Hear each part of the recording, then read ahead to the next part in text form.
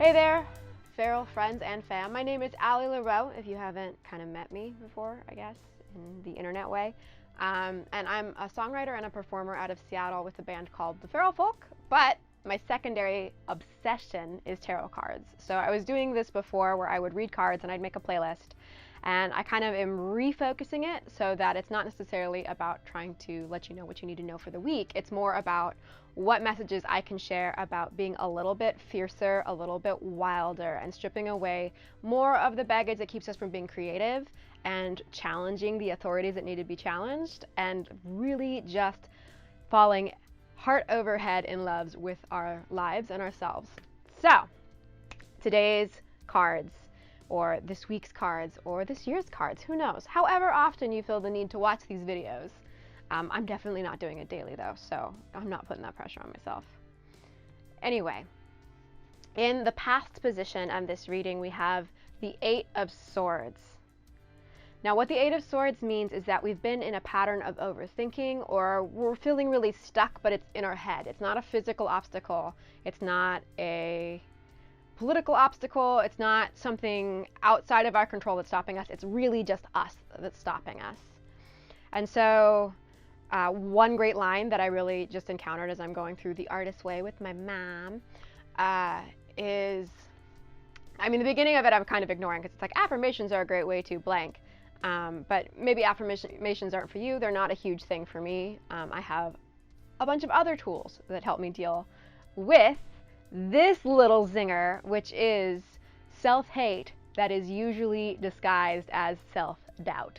And like, how many of us feel like self-doubt is just normal, and it's maybe being humble, and it's kind of sometimes how we bond with other people. We don't want to be too sure. It doesn't feel very practical to be sure, especially when you're in the arts, but it's really rejecting who you know you want to be. It's keeping yourself from even taking the risks in the first place because you're so afraid of failure. And that's what the Eight of Swords is all about, is it's recognizing, hey, you could be experiencing something different, something that you're really excited about, but you have all of these doubts, you have these negative stories in your head that keep holding you back. Now, in the present position, we have the Two of Swords reversed.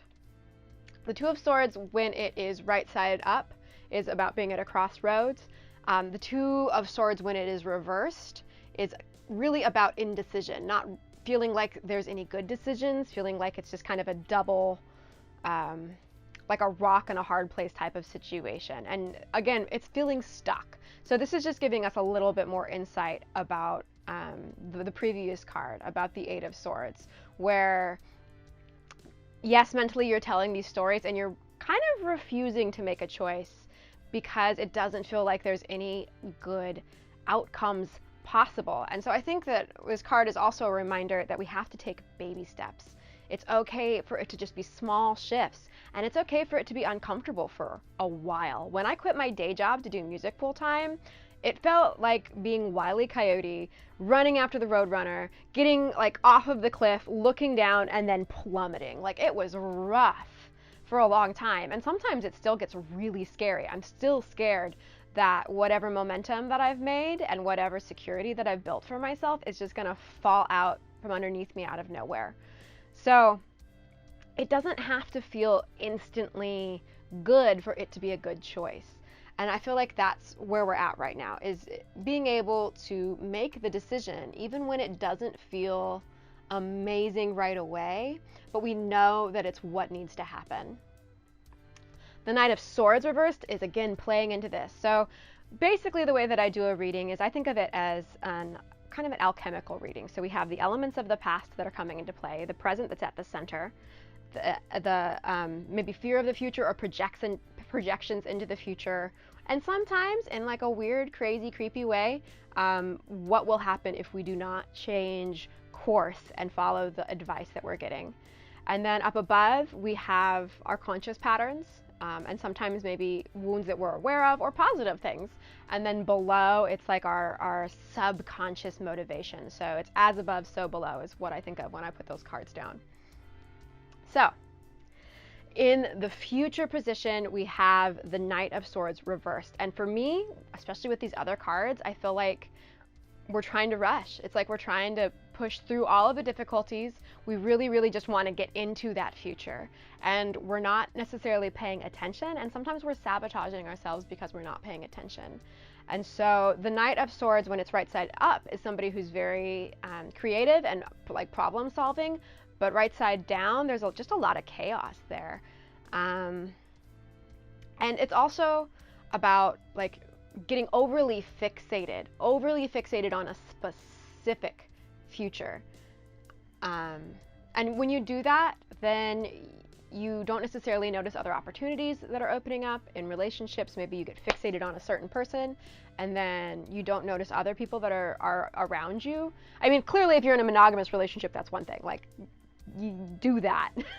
Stay focused on your partner and that relationship because you've already chosen. But when you're more in that space where you maybe want something to happen but it's not yet, it can get so easy to be over fixated on a specific person and making that happen because they're here right now, but then you're not really open to getting what you actually want. You tend to overlook their faults or the ways that you're incompatible, because everybody has faults, that's not a big deal, but like sometimes there are really obvious signs that a person isn't right for you, but they're like good enough, and no one wants to be good enough. You're not doing anybody a kindness for settling. It's way better to just hang out and figure out who you are and figure out who you want, and then wait for it and let it happen and let it show you that it's the right situation. So the Knight of Swords reversed is very much about like not pushing, not picking a specific situation, and like letting yourself chill even in this moment that's uncomfortable, and celebrate the right choices that you're making even when they're small, and it's actually like especially when they're small. So in the as above position, we have the Two of Crystals reversed, and the Two of Crystals right side up basically says you have a very positive balance between money and spirituality, whereas the Two of Crystals reversed is basically saying something's out of whack. You're too fixated on one or the other. You're either trying to be too spiritual and you're pretending that you don't have bills to pay and you can just lay around meditating all day and the money will come. And I mean, some people that actually works. I know, I'm not one of them, but some people that actually works. Or maybe you're the opposite, where you're a workaholic. You're never giving yourself any space to connect with what you really want, or you're so fixated on the physical that you're not really listening to what or who you really are.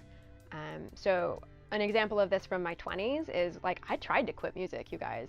I tried to quit music when I was in college, which is the opposite of how most people work, but I'm contentious like that, and that's always been me. So I just saw how competitive it was, and it was so male dominated, and I didn't have a lot of support, and so I was just like, you know what, I don't want to be poor. I don't want to be like pushing hard against this industry my entire life. I want to figure out something else that I can do where there is an easy path for me to follow. I tried studying all sorts of other things. In college, I tried having like a day job and just doing music as a hobby. I never really quit doing music at, like 100%. Like I was always still singing and writing and playing, and I was in other bands, but I stopped. I tried to make it a hobby basically. And it was soul crushing, and I was so depressed and like starting to get physically ill because I kept trying not to do this thing. And I know that sounds crazy, that sounds woo-woo. If this is not resonating with you, that's fine. It's not for you. And you can carry on. The internet is full of other things that are probably for you. So onward. But if you are struggling with this deep, resonant call to be something, and then you're feeling like there's not a lot of support around it, you are who I'm here for. So let's do this together. So the Two of Crystals reversed is basically saying you're too far on one side and you're too far on the other, and you're not letting this kind of dance happen in between these two elements. And sometimes this can mean what is oftentimes referred to as feminine and masculine energy. That's not really accurate, but I don't have better words for it right now. So bear with me. And so sometimes because we've been raised in a patriarchal culture in particular, especially, hey, Americans. There's a sense that doing is the only way to create. And I don't know about you, but hustling doesn't work for me. It has never worked for me. I am not a hustler at all. The harder that I push, the more resistance that I run into from life, nothing happens. I have to chill out and kind of let things happen and be creative and playful and relaxed. Otherwise, nothing happens. If I send 100 booking emails, and I've done this before, I will get like 0 responses, but I get a ton of like crazy, awesome word of mouth connections from people when I'm just posting neat things and actually taking the time to enjoy the performances and the people that I'm connecting with. So for me, in particular, I can't push, but I've always been raised to push. So there's this tension in my life because I'm having to deprogram myself as well as trying to get work done in order to get anything done. And this is maybe true of you. And then on the other side, there's this tendency to maybe be a little too passive. And that's kind of what we talked about, is the people who can just meditate and for whatever reason everything works for them. But most of the time, you want to have practices that inspire you, and then you act on that impulse. You act on that inspiration. You can't just allow everybody and everything outside of you to push you around. There has to be a certain amount of sovereignty in order to really be a grown-up. Otherwise, you're just a kid. You're just a kid in an adult body if you're letting everybody else dictate what you are allowed to have and who you are allowed to be. So this Two of Crystals reversed is, to me, saying, hey, like, you need to pay attention to your patterns, your behaviors. What are you emphasizing right now, and is it legit? Is it really what you want to emphasize, or is it what you feel like you have to emphasize? Now, in the below position, let me scroll down to my notes. Computer, work with me. We have the Three of Crystals reversed. So lots of reversed cards and swords, which it's just been the season for digging up all of your shadows and taking a good look at them and KonMariing, that's what it is. Yeah, KonMariing your shadows, basically being like, do I still need this? Your shadows don't bring you joy, usually. I mean, maybe in some deep, shadowy part of you they do, but most of us have a bunch of habits that we've just been perpetuating for a really long time that have nothing to do with who we actually are, and have definitely nothing to do with what makes us happy. So it's been a season lately of pulling out little parts of yourself and being like, is this still reflective of who I am? Is this still a meaningful pattern, or is it time for me to compost this and move on and let it become something else? Not that healing personal wounds is like a flippant or easy thing. It's just, sometimes you're at the end of the process. Sometimes you've been working on it for a long time and you're ready to let go, and sometimes it is an easy thing. So wherever you're at in that process, be kind to yourself. I don't know why my computer hates me, but it's not letting me look at the thing. Here we go. So the Three of Crystals is basically saying, for that Two of Crystals reversed, the Three of Crystals reversed is saying, look outside of the box. So this is making me think that in particular, this is about trying to maintain the status quo as opposed to really letting yourself be guided towards what you want. So look outside of the box. The practical choice can sometimes be the complete opposite. It's really dependent on who you are. Not everything works for every single person.